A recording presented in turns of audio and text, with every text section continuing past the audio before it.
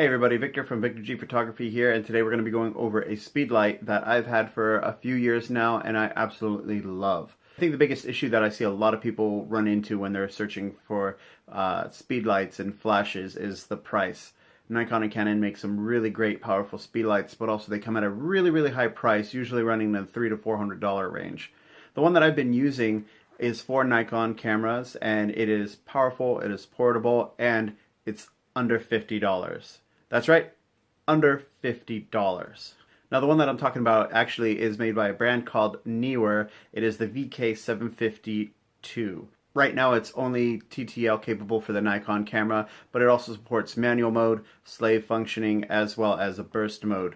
Not sure why they're not making one for Canon, but hopefully one will come along pretty soon.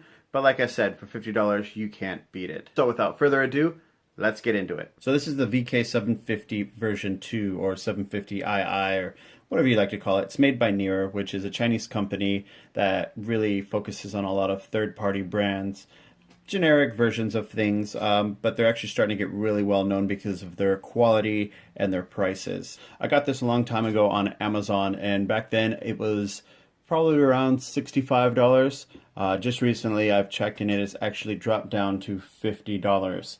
Which makes this an incredible buy. I'm talking, this thing, like I mentioned, is powerful. It's on the paper, it says it's rated about the same power as the SB800 with Nikon, but to be honest, it's probably going to be a little bit more around the SB700. But for that price of the SB700, which is $300 and something, what I like about this is that you can literally buy 7 of these. With this, it only has the TTL capability with Nikon cameras, but it is able to be in manual mode as well as slave mode for off-camera lighting. And that's really the reason why I bought these. I'm a wedding photographer, and I was looking for some flashes that I'd be able to use off-camera to put around the dance floor and everything like that. So as you see from the front, it has its infrared sensors up front, as well as an external power port right here for a battery pack that Nikon carries. It actually makes it really portable. You know, you'd be able to plug it in right there and then be able to have that extra battery power without ever having to worry about running out of batteries. To be honest, the batteries that I put in here, I never had to worry just in general, but you know, it's always good just in case you're on one of those long shoots. On the side, you also have another infrared right over here, and then you have a PC sync slot. It's a threaded PC sync cord, so when you put it in, you're able to lock it in so it's not going to go anywhere. This is the door for the batteries. The door itself is really flimsy, and to be honest, I've actually broken one of these off. And I just had to kind of tape it back on so that it works. Batteries do fit really well in there, perfectly fine. On the bottom, you have the thread locking mechanism. It also has the pin that comes out to lock it in place, which is really good to keep the lens from falling off the camera or falling off the light stand or whatever that you have.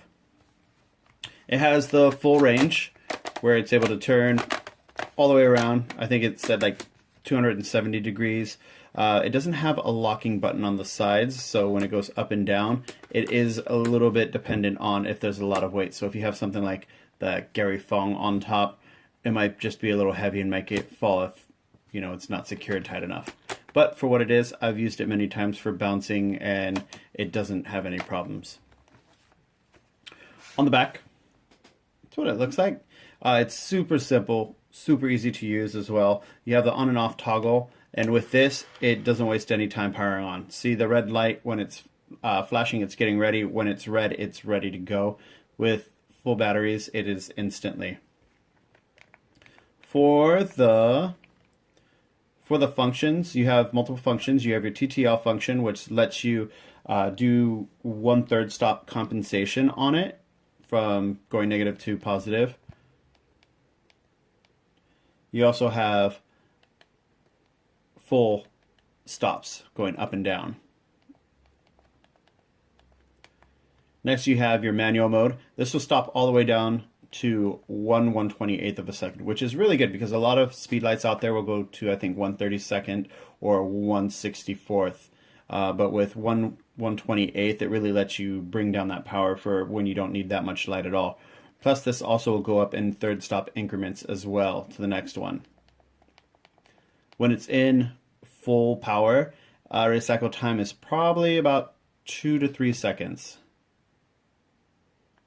And it's ready to go again.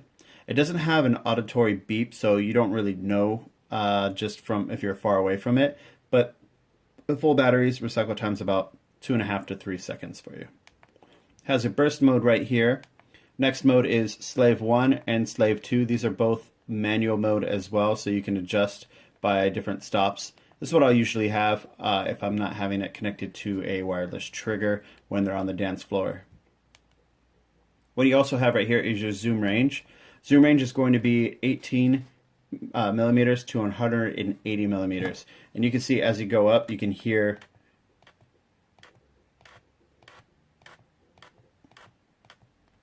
literally hear the motors moving the lens back and forth. Let's see if we can see it. Can you see it? Which makes it super easy. You also have your pilot button, which just kind of tests the light just a little bit.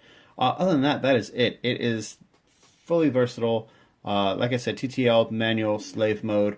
It doesn't have a lot of bells and whistles like the other ones do, like master or commander mode like the Nikon does. And it does not have wireless TTL, which, to be honest, I don't really use. These are mainly used for manual mode. So if you have a Canon or Sony or anything like that, you'd still be able to use these. I usually pair these up with the Yongnuo, the 603 wireless triggers for you. Pros and cons are pretty easy to see just right off the bat. Pros, it's cheap. It's only $50. You're not going to get the bells and whistles and everything like that on a really expensive like the SB900 or the SB800, but for the price, you can buy about 6 of these before you get to the same price as the SB700. So, I mean, it pays for itself. Also, it has TTL metering. TTL metering was pretty spot on when I was using it with my camera, and I'm able to adjust the power within 1/3 stops if I need to. Since I use this mainly for slave action, it works really well. Especially I'll put one on one side of the dance floor and one on the other corner, and when I'm walking around with the flash on my camera, I'll be able to pop off the flashes across the room because the lights are actually pretty sensitive to be able to pick up those. You can power it all the way down to 1/128th of a second in 1/3 increments, which is a really great thing for me, and it goes all the way up to 1 full power, of course, with about a 3-second recharge time at full power. At 1/128th of a second, there's no recharge time. It's instantly. Another pro that it has is that it has full tilt and swivel, as well as the external battery port and the PC sync port.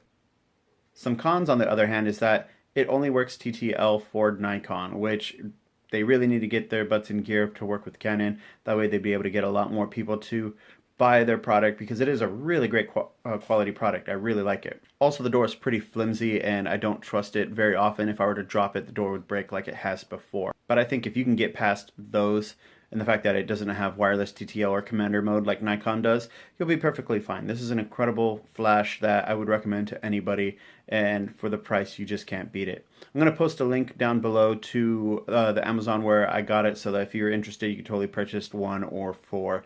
Like I said, totally worth it. Other than that, if you guys have any questions or anything, feel free to comment below, leave me questions, follow me, blah, blah, blah. All right, I'll see you guys later.